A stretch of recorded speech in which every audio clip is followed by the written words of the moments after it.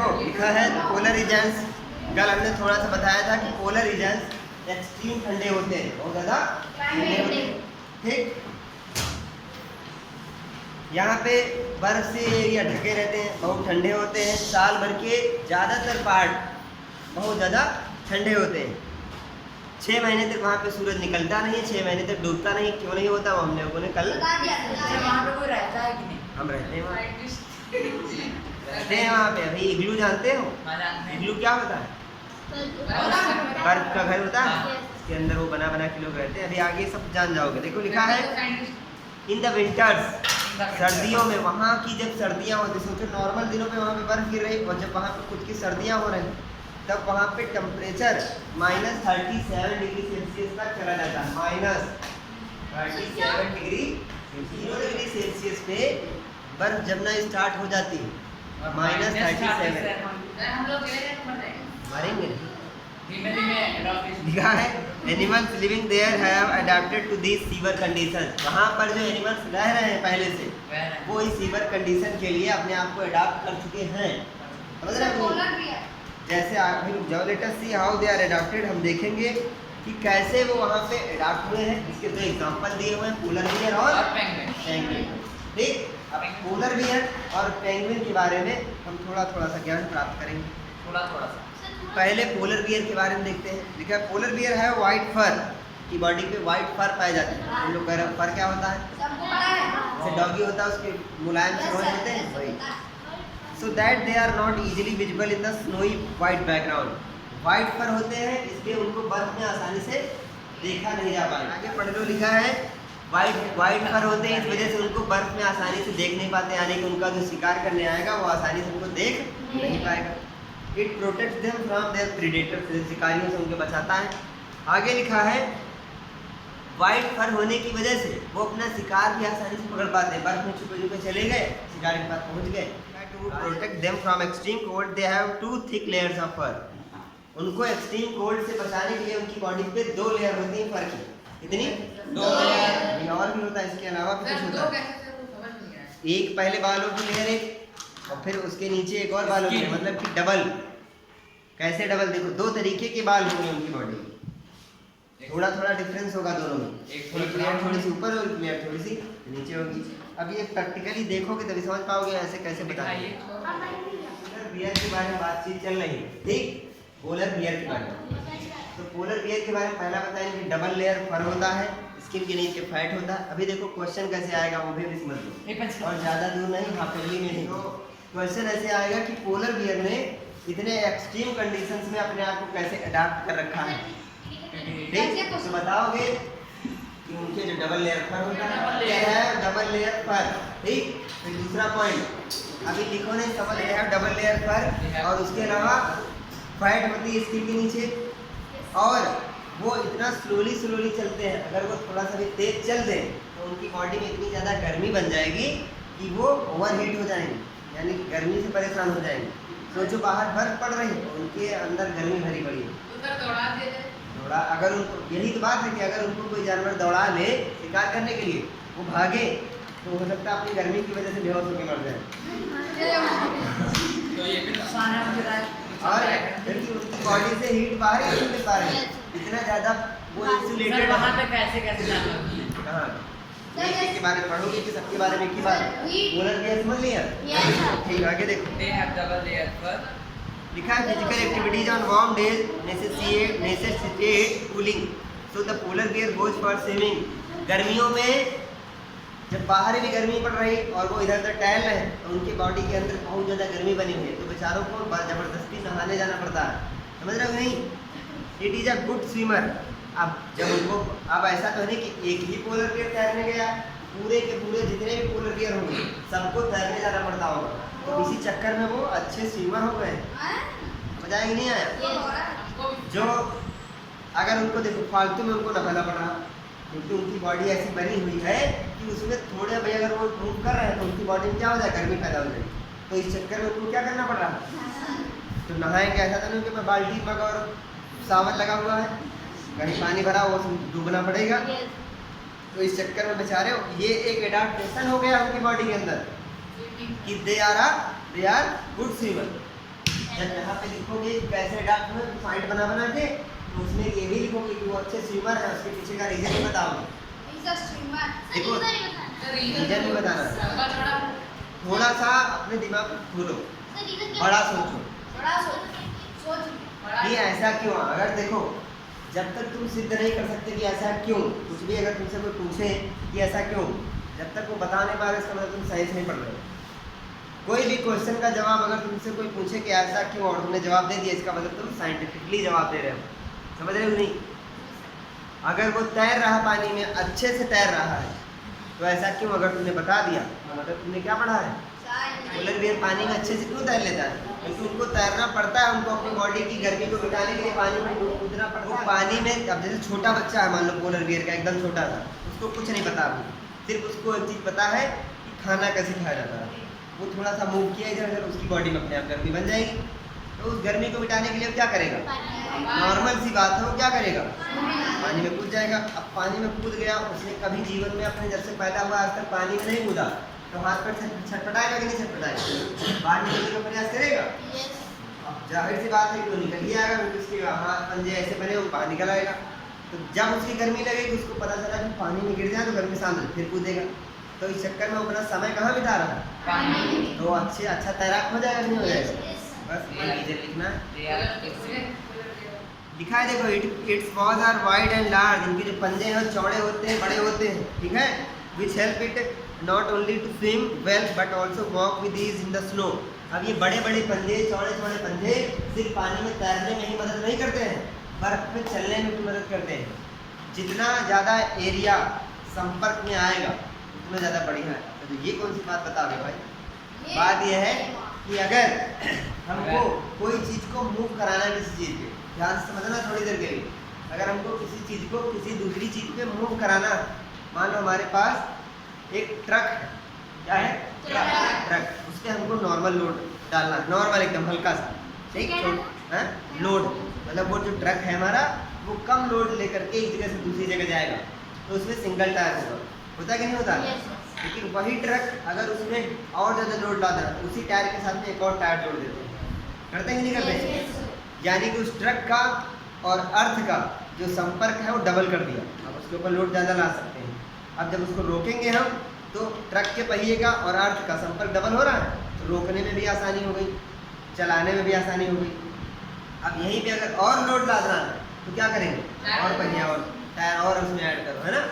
यही सेम चीज़ तुम्हारी साइकिल के साथ होती है। जो नॉर्मल वाली साइकिल होती है पतली एकदम हल्की सी होती है, उसके देखो टायर पतले होते हैं, वो उसको तुम तेजी से भगाओ, ब्रेक लगाओ एकदम से, तो स्लिप करती हुई जाएगी, दूर तक जाएगी, है ना। लिखा है while swimming under water it can close it's nostrils and can remain under water for long duration. अब एक चीज़ और, ये पानी के अंदर ज़्यादा समय तक रह सकते हैं। क्यों जानते हो? इनका शरीर होता है बड़ा, बाहर से एक बार हवा भर लिया, कस के ऑक्सीजन ले लिया, भर लिया पूरी हवा, पानी के अंदर गए, देर तक चल रहे, क्योंकि इनकी बॉडी के अंदर सारे सिस्टम चलते हैं स्लोली। देख के नहीं समझ पा रहे हो क्या कर रहे हैं? स्लोली चलते हैं, स्लोली चलते हैं। इस वजह से एनर्जी की क्या होगी? कम खपत होगी। तो जब एनर्जी की कम खपत है, तब इसका मतलब उनको सांस लेने की आवश्यकता कम है। नहीं क्या है? नहीं आवश्यकता कम है। और जब सांस लेने की आवश्यकता कम है, तो इस वजह से वो एक बार सांस ले ले तो उनको थोड़ी देर बाद सांस लेना पड़ेगा। हम लोग के अंदर क्या है? मेरा बातें सुनते हैं, खाली बैठ सकते हो, कुछ तुमसे कहा 2 मिनट तक तुम साथ ऐसे बैठो, तब भी बैठ सकते हो 1 मिनट तक ना। देखो 2 मिनट तो नहीं बैठ पाएगा, और वो 2-3 मिनट आगे देखो लिखा है it has a strong sense of smell. इनकी सूंघने की क्षमता बहुत अच्छी होती है। इनकी अगर बियर आज अगर नहीं खत्म कर पाए तो हम लोग के ऊपर लानत है। इस वजह से अपने शिकार को आसानी से पहचान लेते हैं कि हाँ, जैसे अभी नॉर्मल हम लोग हैं, जैसे हम लोग नॉर्मल है, अभी हम लोग गाँव में टहल रहे हैं, ठीक, और तुम्हारे सामने से बकरी निकल जाए तो तुम क्या कहो? कुछ नहीं। लेकिन जो लोग बकरी खाते हैं उनके लिए क्या जा रहा हूँ? रास्ता जा रहा है, होता कि नहीं होता? तो वैसे ही जो बाकी जानवर हैं उनके लिए बाकी जानवर जा रहे टहल है। पोलर बियर को दूर से ही कोई जानवर जा रहा है, उसने कहा कहीं से नाश्ता जा रहा है, उसकी सूंघने की क्षमता क्या है? तेज। We can understand the adaptation of polar bears with the help of the flow chart shown in figure 7.3। Book खोलो, पेज नंबर है 73, उस पे 7.3 फिगर दिया हुआ है। लिखा है white fur is not easily visible. ये जो बार बार आ जा रही है लाइट, ये और दिक्कत करती है। या तो ना ही आए तो हमारी बॉडी अडाप्ट कर ले गर्मी के लिए थोड़ी देर के लिए, है ना, फिर नहीं पता चलती। बीच में आ जाती है तो अच्छा लगने लगता है, फिर जाती फिर खराब लगता है। इस वजह से हमारे लोग आगे देखो, बंद कर दो पीछे तक कर। बियर के नीचे देखो लिखा है कि व्हाइट फर होता है जिससे इजीली विजिबल नहीं होते हैं, very strong sense of smell होता है। यही लिख देना है। अब इसको जो है तुम्हें कल कॉपी पे बना के ला। आगे लिखा है another well known animal living in the polar region is the penguin. Penguin जानते हो ना सब लोग। दूसरे के बारे में देखो, पेंगुइन है, इट है is also white and merge well with the white background. ये भी व्हाइट होती है और कुछ ब्लैक भी होती है, लेकिन जब इसको छुपना होता है तो अपने व्हाइट वाले को नीचे कर लेती है और उसको ब्लैक वाले को नीचे कर लेती है, छुप जाती है। ठीक, आगे लिखा है it also has a thick skin and a lot of fat to protect from cold. इनकी भी स्किन बहुत मोटी होती है और फैट भी होती है। You may have seen pictures of penguins huddled together. हम लोगों ने देखा है पिक्चर कि पेंगुइन कभी अकेले नहीं निकलते हैं, झुंड में निकलते हैं। क्यों जाते कि नहीं? अब इसके पीछे भी रीजन है, देखो क्या। This is they keep them warm. वो साथ में इसलिए चलते हैं कि एक दूसरे की गर्मी एक दूसरे की बॉडी से निकलती है, एक दूसरे को गर्मी देते रहते हैं। ऐसे अभी इस क्लास में एक बच्चा अकेले बैठा हो, कितनी गर्मी लगेगी? नहीं लगी, क्योंकि एक ही बॉडी से गर्मी निकल रही। और यहाँ बैठे हो तुम लोग, कितने लोग आ जा रहे हैं? 24 लोग आए, 2 दर्जन लोगों की बॉडी से गर्मी निकला। देखा आगे पेज नंबर 74 पे आप लिखा है like polar bears penguins are also good swimmers. Penguins भी अच्छे स्विमर होते हैं। Their bodies are streamlined and their feet have webs making them good swimmers. उनकी बॉडी भी स्ट्रीमलाइंड होती है। स्ट्रीमलाइन जानते हो? क्लास 6 में पढ़ के आए थे। स्ट्रीमलाइन बॉडी का मतलब होता है तो भाई आगे ये स्ट्रीमलाइन बॉडी आगे कुछ की पीछे कुछ की बीच में बड़ी। अच्छा, स्ट्रीमलाइन बॉडी मछली में जो पानी में तैरेगा, इसको तेज चलना होगा, क्या होगा? स्ट्रीमलाइन। ये तो बताएंगे और कौन बताएंगे। Other animals living in the polar regions are many types of fishes. बहुत सारी फिशेस होती हैं जो पोलर रीजन पे रहती हैं। Musk, oxen, reindeers, foxes, seals, whales and birds. It is to be noted that while fish can remain under cold water for long, birds must remain warm to survive. यानी कि ये सब बातें note करने वाली हैं कि बहुत सारी मछलियाँ जो हैं वो लगातार उस ठंडे पानी के अंदर रह रही हैं, जो भी सर्वाइव कर पा रही हैं। बहुत सारी चिड़िया भी वहाँ पे हैं जो अपने आप को लगातार गर्मी दे रही, कैसे ना कैसे करके, फिर भी उस एरिया में रह रही थी, ठंडे एरिया में। अब कुछ ऐसी चिड़िया हैं जो माइग्रेट कर जाती हैं। They migrate to warmer regions when winter sets in. जब बहुत ज़्यादा ठंडी पड़ती एरिया में उड़ जाती हैं, इसको बोलते हैं माइग्रेशन। क्या बोलते हैं? Migration. Because you know probably that India is one of the destinations of many of these birds. तुमने देखा होगा कि कभी कभी चिड़ियों का झुंड ऊपर से जाता है तुम्हारे घर से, रोज नहीं, बहुत सारी ऐसा वो नहीं, वही तो कह रहे हैं, वो नहीं, वो चिड़िया अलग ही होंगी, वो कम पंख चलाती हैं, ऐसे चलाएंगे। यू मस्ट हैव सीन और heard about Siberian crane that comes from Siberia to place like Bharatpur in Rajasthan and Sultanpur in Haryana and some wetlands of north east and some other parts of India. 7.6 में देखो बना हुआ है migratory birds in their habitat, migratory birds in flight।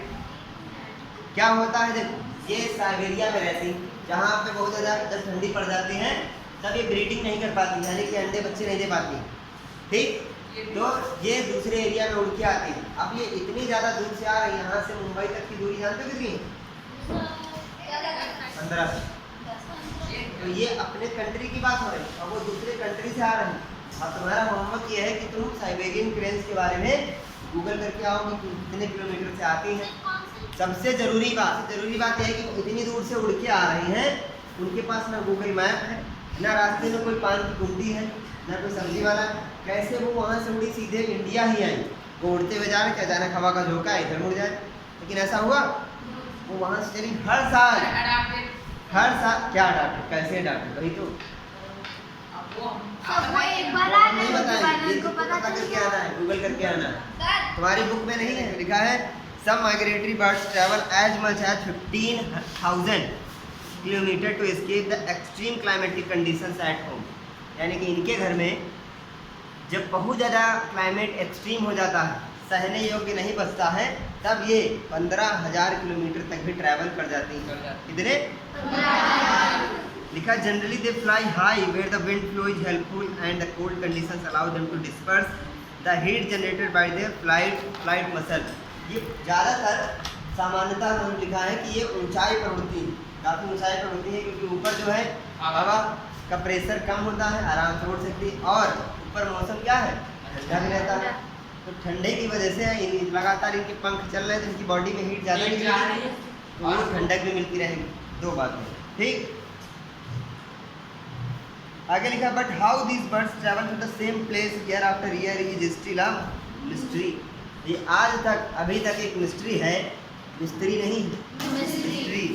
ये same वहाँ से उड़ती है, 15,000 किलोमीटर यहाँ तक आ जाती है, और तुम लोग को अपने मौसी के घर जाने में आफत आ जाती है, रास्ते को भूल जाओ रास्ते में। हमारी मौसी नहीं है, कोई चचेरी अचेरी कोई मौसी नहीं ना हो, तो थोड़ी देर के लिए अपनी मौसी डिप्रेशन को बना लो। हम लिख लें कहीं, लिख लें।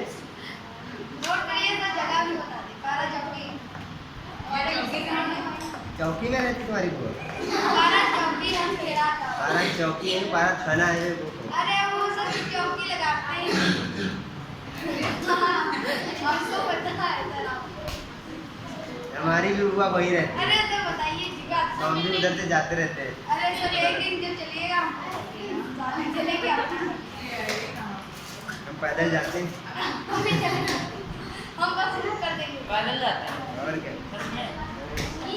It seems that these birds have a built-in sense of direction and know in which direction to travel। ऐसा लगता है, it seems मतलब ऐसा महसूस होता है, ऐसा आपको लगता है कि वो उनके अंदर एक इनबिल्ट सेंसर है, एक मैप, ऐसा लगता है ना। अभी तो 15,000 किलोमीटर तक वो ट्रैवल कर रहे हैं बिना भूले भटके। Some birds probably use landmarks to guide them। कुछ बर्ड्स ऐसी होती है जो लैंडमार्क्स का इस्तेमाल करते हैं। जैसे तुम्हारे घर के आसपास कोई लैंडमार्क है? सबके घर के आसपास कोई ना कोई लैंडमार्क तो होता ही है। लैंडमार्क मान लो जैसे हाँ, जैसे देखो मान लो किसी के घर के बाहर मंदिर बना हुआ है, तो उनका लैंडमार्क मंदिर हो गया। किसी के घर के पास स्कूल है कोई, तो कहते वो हमारा स्कूल वो लैंडमार्क है हमारा। किसी के घर के पास टावर लगा हुआ, वही तो सीखना है। समुद्र में भी, समुद्र में नहीं बनाते हैं कुछ ना कुछ ऐसी चीज़। कुछ दिन पहले हमने बताया था कि नहीं, कि वो कुछ ऐसी चीज़ को वो अपना निशान बना देती है। जैसे मान लो उड़ते हुए जा रहे हैं, उनको रास्ते में कोई एक ऐसा पेड़ों का एक समूह दिखा एक ही जगह पे, तो वो कुछ अलग आकार का है, होता है ना कभी कभी। वो मैप उसका फोटो अपने दिमाग में वो रख लेती है, फिर अगले साल जब आते तो प्रोसीड करे आना। अब लेकिन कभी कभी गड़बड़ ये होता है कि मान लो सारा पूरा पेड़ का झुंड ही कट गया, डिफॉरेस्टेशन हो गया। डिफॉरेस्टेशन जानते हो? जंगल को काटना डिफॉरेस्टेशन कहलाता है। तब गड़बड़ हो जाएगा। तो अभी भी वो बनी हुई है क्या, मिस्ट्री, पता नहीं चल पाया कि कैसे करते हैं, लेकिन करते हैं। आगे लिखा है many birds may be guided by the sun during the day and the stars at night. दिन में सूरज की रोशनी, सूरज को देख करके अपना गाइड बनाती है, और रात में तारों को। There is some evidence that birds may use the magnetic field of the earth to find direction। कुछ ऐसे एविडेंस मिले हैं कि वो मैग्नेटिक फील्ड का भी इस्तेमाल करते हैं, जिसका हम लोग इस्तेमाल करके चलते हैं। तुम्हारे फ़ोन में कंपास होगा, उसको चाहे इधर करो बताता है, तो उसको देख करके तुम डायरेक्शन बता सकते हो। वैसे ही ऐसा कुछ एविडेंस मिले हैं कि वो भी मैग्नेटिक फील्ड का इस्तेमाल करके चलती हैं, ठीक है। And it is not only birds that migrate, mammals भी माइग्रेट करते हैं। मैनी टाइप्स ऑफ फिश भी माइग्रेट करती हैं, इंसेक्ट्स भी करते हैं, जो सीजन टू सीजन अपने अडाप्ट क्लाइमेट में जा कर के रहती हैं। इसी को हम लोग क्या बोलते हैं, माइग्रेशन। अब आते हैं the tropical rain forest. Because the tropical region है generally a hot climate because of its location around the equator। अब इक्वेटर क्या होता है, कुछ लोग कहेंगे भूमध्य रेखा, जानते हो एसएससी में पढ़े हो तुम लोग? देखो हम बता रहे हैं, मान लो कि एक हमारी पृथ्वी है, मान लिया आंखें जमीन पे झुकी हुई रहती है ना। और यहाँ पे इस बीच में एक ऐसे क्या होती है, ये रील में पृथ्वी पर बनी नहीं होती, ये हम लोग बनाते हैं, ठीक। तो अब इधर होता है बहुत बड़ा मिशन, ये क्या है, ठीक। हमने बताया पोल्स पे जो है सनलाइट नहीं जाएगी, यानी कि इस पोल पे क्या होगा इस समय, इस पे क्या होगा, लेकिन सबसे ज्यादा तेज गर्मी कहाँ पर पड़ रही होगी पृथ्वी पर, यहाँ पर इसकी सबसे ज्यादा हीट आ रही होगी। भूमध्य रेखा पे जो भी देश, जो भी एरिया होंगे वहाँ सबसे ज्यादा हो, जहाँ पे क्या होगा, भयानक गर्मी पड़ेगी, है ना। ट्रॉपिकल रेन फॉरेस्ट जो है वो हमारे भूमध्य रेखा पर पाए जाते हैं, यानी कि इक्वेटर पर पाए जाते हैं। लिखा है even in the coldest month the temperature is generally higher than about 15 degree Celsius, यानी कि जब कहते हैं कि यहाँ सर्दियाँ पड़ रही हैं तब भी वहाँ पे 15 डिग्री सेल्सियस से ऊपर ही रहेगा। कितने, ये ठंडियों में है, तो सोचो गर्मियों में क्या होगा, पकौड़े तल जाएंगे वहाँ पे रहता होगा, सब बन जाएगा, मतलब अपन हम लोग पकौड़े बन जाएंगे, बाद में खाएगा कौन, शेर जो बच जाएगा, जब बच जाएगा। हाँ मैं मिनिमम गया है गाँव, नहीं 2, 3, 4 भी गए गाँव, गाँव की बात कर रहे हैं। और लिखा है days and night are almost equal in length throughout the year, और इस पर दिन और रात लगभग क्या होते हैं, बराबर होते हैं, है ना।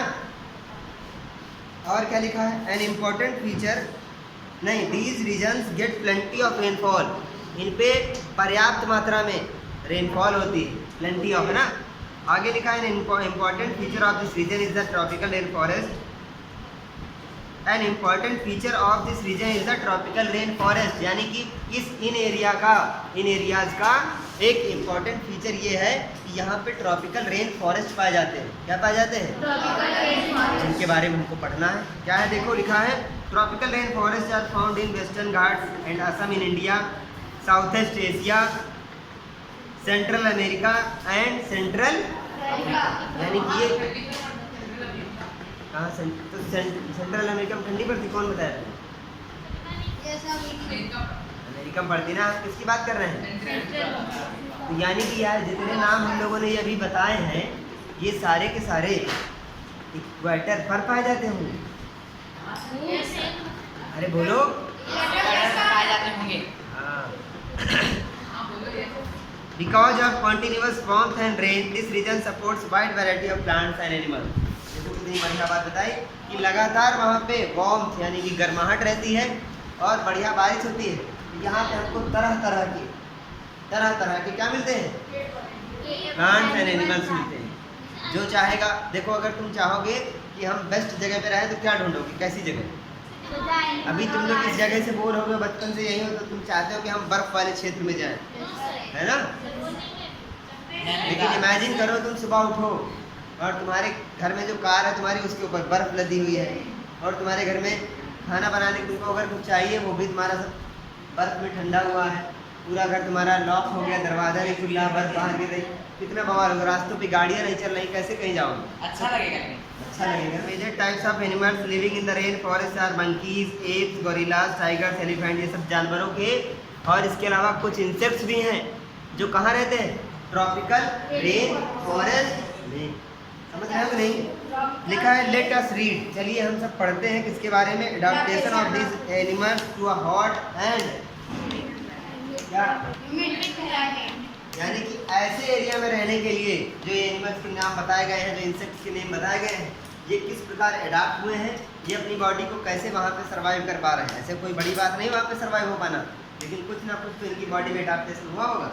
Climatic conditions in rain forest are highly suitable for supporting an enormous number and variety of, वही बात कि ऐसा मौसम होता है, ऐसा क्लाइमेट होता है कि वो फुल सपोर्ट करता है, तो जाओ रहो मौज करो।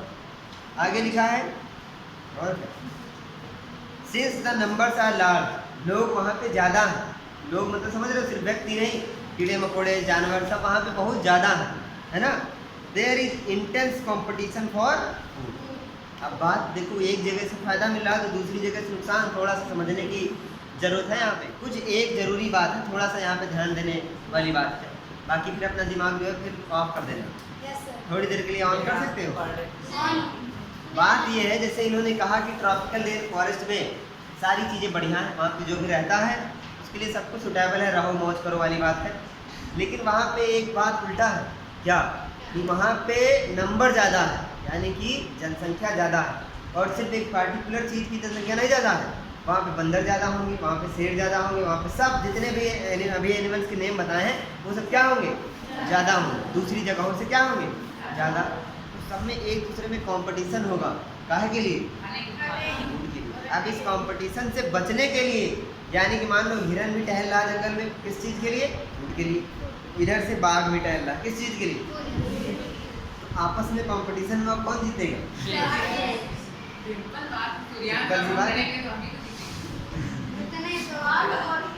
सूर्यांश हिरन है, सूर्यांश हिरन है, हिरन इससे महंगा। ये हमने कवर किया, बाकी इसकी सच्चाई है ना। तो बस इसका है many animals are adapted to living on trees. कुछ एनिमल्स ऐसे अडाप्ट हो जाते हैं कि वो पेड़ों पे रह सके। रेड आइड फ्रॉग फिगर 7.7 पे देखो बना हुआ है, लाल आंखों वाला ढक। कौन है? Red eyed frog has developed sticky pads on its feet to help it climb trees on which its lives। इसके जो पैड होते हैं, इसके जो पैर हैं वो ऐसे चिपकने वाले होते हैं कि ये पेड़ों पर भी रह लेता है। कभी किसी मेढक को देखा पेड़ों पर रहते हुए? अब देखोगे तुम लोग जब कहाँ जाओगे, ट्रॉपिकल रेन फॉरेस्ट, तो चलना किसी दिन, तो फिर बताना। लिखा है to help them live on trees monkeys figure 7.8 have long tails for grasping branches. जो वहाँ पे मंकी रहते हैं उनकी बॉडी में भी कुछ एडाप्टेशन हुआ है। वो भी कहाँ रहते हैं ज़्यादातर, पेड़ पे। तो पेड़ पे रहने के लिए उनकी लंबी सी पूंछ होती है जो आराम से वो उसमें बांध करके लटके रहते हैं। जैसे मान लो यहाँ बैठे हैं, उनको ऊपर वाली ब्रांच पे जाना है तो अपनी उसको लेके गए, पूंछ को उसमें बांधा।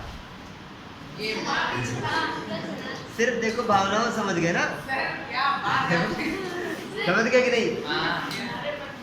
कभी ऐसा हुआ तुम लोग के एरिया में मंकी बंदरों का हमला हुआ हो, पूरा झुंड का झुंड आ गया हो, कुत्ते ही निपट लेते गांव में। उस दिन पता चलता है कि कुत्तों का क्या फायदा है। जिस दिन बंदरों का हमला होता है गांव में, हमारे यहाँ बहुत पहले हुआ था एक बार, मतलब कम से कम 50 बंदर आ गए एक ही बार में। अरे हम बहुत पहले के बाद 50 से कम नहीं। गाँव में ऐसे घर होते नहीं कि लॉक कर लो तो प्रॉपर लॉक हो जाए, वो अगर तुमने पूरा बंद करके ताला डाल दिया फिर भी कोई जा सकता है। ना गाँव में घर, गाँव वाले घर जानते हो दीवार ऐसी होगी। अब जैसे शहर में जो आप बन रहे हैं वो अगर एक जगह से लॉक कर दिया तो कोई अंदर जा सकता है, पूरा लॉक में लॉक अंदर। गांव में अभी भी लॉक कर दो, गेट बंद करके सब लॉक करके चले गए, दीवार से इधर से चढ़ के कोई ऐसे चढ़ के चला जाएगा अंदर।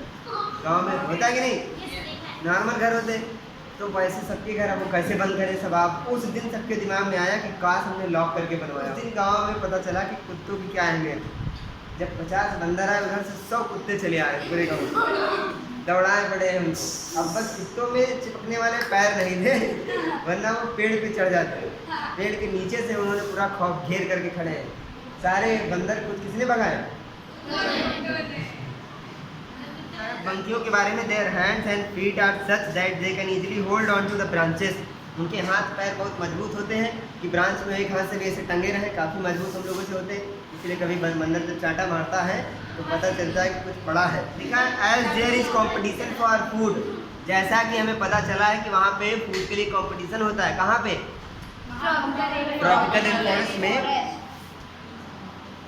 सम animals are adapted to get food not easily reachable. कुछ एनिमल्स ऐसे अडाप्ट हो जाते हैं कि उनको आसानी से नहीं मिलने वाला फूड भी मिल जाता है। लिखा a striking example is that of the bird TOUCAN है, टाउकैन। ठीक, लिखा है which possesses a long large beak। ये जो चिड़िया का नाम लिखा हुआ इसकी एक लंबी बड़ी सी चोंच होती है। This helps a toucan to reach the fruits on branches which are otherwise too big to support its weight। यानी कि इस चिड़िया की लंबी सी चोंच होती है, क्यों होती जानते हो? किसी पेड़ पे जब तुम फल खाने जाओगे तो अगर किसी ब्रांच के एकदम आखिर में लगी हुई है, वो फल लगा हुआ है, तो वो चिड़िया वहाँ तक कैसे पहुँचेगी? यहाँ तक पहुँच गई। ये चोंच इसकी लंबी, यहीं से बैठे बैठे खा रहे हैं, समझ रहे हो नहीं? Many tropical animals have sensitive hearing, कुछ ट्रॉपिकल एनिमल जो होते हैं उनकी सुनने की क्षमता क्या होती है, बहुत तेज होती है। लिखा है शार्प आईसाइट होती है, देखने की जो नज़र है वो बहुत तेज होती है। थिक स्किन होती है, स्किन उनकी थोड़ी सी मोटी होती है। और skin colour which help them to camouflage by blending with the surrounding. Skin का कलर ऐसा होता है जैसा जंगल का होता है कि अगर उनको कोई दौड़ा रहा है, कोई आ रहा दूर से, उनको पता चल गया कि हाँ कोई आ रहा है, तो वो तुरंत छिप गए, क्योंकि उनकी सुनने की क्षमता क्या है, तेज, और दूर से देख लिया कि हाँ क्या आ रहा है। This is to protect them from predators. ये सब उनको किससे बचाने के लिए, शिकारियों से। फॉर एग्जाम्पल्स बिग कैट्स, वहाँ पे बड़ी बड़ी बिल्लियाँ पाई जाती हैं। जैसे कौन सी बिल्लियाँ, ये बिल्लियाँ ही तो हैं। Have thick skins and sensitive hearing. अच्छा, और एक चीज, उनकी स्किन अगर थिक है, क्या है, तो इसका मतलब इनको गर्मी लगती होगी। जब बहुत ज़्यादा गर्मी पड़ती होगी तब इनको गर्मी लगती होगी नहीं। दूसरा, इसीलिए तुमने देखा होगा जब ये लोग शिकार विकार करते हैं तो बहुत ही कम, मतलब ये नहीं कि हमेशा दौड़ ही रहे, कहीं पे भी उनको दूर दे, पहले वो प्रॉपर एक बनाते हैं पूरा इंतजाम, आराम से उसके पास जाएंगे छुप छुप के, कि हमको कम दौड़ना पड़े, जितना ज़्यादा हो सके उतना ज़्यादा क्या हो, कम दौड़ना पड़े। अगर ज़्यादा दौड़ेंगे तो क्या होगा, हीट ज़्यादा होगा। लिखा है the lion tailed macaque also called bearded ape lives in the rain forest of western Ghat. Its most outstanding feature is the silver white mane. इसका एक बंदर है, देखो उसका फिगर बना हुआ है 7.10। उसके बारे में एक सबसे बढ़िया बात ये बताई गई है कि उसकी एक दाढ़ी होती है, वाइट कलर की दाढ़ी होती है। लिखा है which surround the head from the cheeks down to its chin. It is a good climber and spends a major part of its life on the tree. ये बहुत अच्छा क्लाइंबर होता है, यानी कि कहीं भी आसानी से चढ़ जाता है, अपना ज़्यादातर समय कहाँ बिताता है। It feeds mainly on fruits. It also eat seeds, young leaves, stems, flowers and birds. ये सब चीज़ें खाता है, तो ये चीज़ें बताई गई हैं। इनमें से ऐसा कुछ नहीं जो ना जानते हो ना। आगे this bearded ape also searches for insects under the bark of the tree. जो पेड़ की छाल होती है उसको नोच लेते हैं, अंदर कीड़े मिलते हैं, उनको नाश्ता बनाते हैं। Since it is able to get sufficient food on the trees, it rarely comes down on the ground. इनको फूड पर ही पर्याप्त मात्रा में सारी चीज़ें मिल रही हैं, इसलिए ये कभी भी ज़मीन पर बहुत ही रेयरली आते हैं। Another well-known animal of Indian tropical rainforest is the elephant. It has adapted to the condition of rainforest in many remarkable ways. Look at its trunk. उसकी सूंड को देखो, लिखा it uses it as a nose because of which it has a strong sense of smell. इस knows की वजह से, इस सूंड की वजह से इसकी सूंघने की क्षमता क्या होती है, अरे बोलो क्या होती है। The trunk is also used by it for picking up food. गन्ने वन्ने तोड़ने होते इसी में लपेट के उखाड़ लेते हैं, देखे हो कि नहीं। Moreover, its tusks are modified teeth. इसके जो टस्क हैं, जो आगे देखे होगे तुम लोगों ने, हाथी के दांत कहते हैं दिखाने वाले और खाने वाले और। तो जो दिखाने वाले हैं वो क्या हैं, दांत ही मॉडिफाई हो गए, अडाप्ट हो गए लड़ने के लिए, चीज़ों को उठाने के लिए। These can tear the bark of trees. ये दांत जो हैं, जो पेड़ होता है उसकी छाल को फाड़ भी सकते हैं। जैसे पेड़ लगा उसमें, जैसे मान लो उसका केले का पेड़ लगा हुआ है, केले के पेड़ में इसको भोंक दिया कसके और उठा दिया होगा, तो पेड़ क्या होगा, समझ गए कि नहीं। बार्क, जो बड़े बड़े पेड़ हैं उनकी छाल को नोचने के लिए, है ना। पेड़, एक पेड़ होता है उसके तने के ऊपर एक छाल नहीं लगी होता है। Elephant is able to handle the competition for food rather well. Large ears of the elephant help it to hear even very soft sound. उनके बड़े बड़े कान होते, देखा होगा तुमने, तो ये आसानी से छोटी मोटी आवाज़ में क्या करते हैं, सुन लेते हैं। तो एक हिसाब से देखा जाए तो फूड के लिए अच्छे से लड़ाई करके जीत सकते हैं। कौन, अभी देखना एक बात इसमें बताएंगे। They also help the elephant to keep cool in the hot and humid climate of the rain forest. कह रहे हैं कि वो सुनने के लिए बढ़िया है कि छोटी मोटी आवाज़ में सुन लेते हैं, और गर्मियों में हवा भी उन्हीं से कर लेते हैं, पंखा भी उनके पास इनबिल्ड है। अच्छा, एक ज़रूरी बात, इसका जवाब तुम लोग दोगे कि जब हाथी के बारे में भी हमने पढ़ा कि वो पूरी तरीके से अडाप्ट है, फिर भी कम क्यों हो रही? तो क्या क्योंकि सर उनका शिकार बहुत हो रहा है। हाँ? सर शिकार वो हो तो अलग बात होगी, वो हम लोग कर रहे हैं, वो अपने आप क्यों कम हो रहे हैं? खाने को नहीं करते, क्यों प्रयास कर रहा है? अभी तो कहा कि वो लड़ सकते हैं, खाने के लिए जीत सकते हैं। हम सबसे आसान एक लाइन में आंसर ये है कि उनको इतना थोड़ी ना खाना चाहिए, उनको चाहिए बहुत सारा बहुत खाना ज़्यादा। तो उनको खाना मिल रहा है, कम मिल रहा है। कम मात्रा में मिल रहा है आप- इसकी वजह से। ऐसा थोड़ी ना कि उनको एक कटोरी चावल और एक कटोरी दाल मिल जाए, हो जाएगा ना? वो जंगल में पाए जाने वाले सारे लगभग सारे जानवरों से ज़्यादा खाएंगे, तो उनको मिल तो रहा आसानी से, लेकिन कम मिल रहा है, तो कमजोरी की वजह से मारे जाएंगे। डेली का डेली उनको खाना कम मिल रहा होगा ना। समझ रहे हैं? चैप्टर में खत्म, कल इस चैप्टर की समरी और इसकी एक्सरसाइज करेंगे।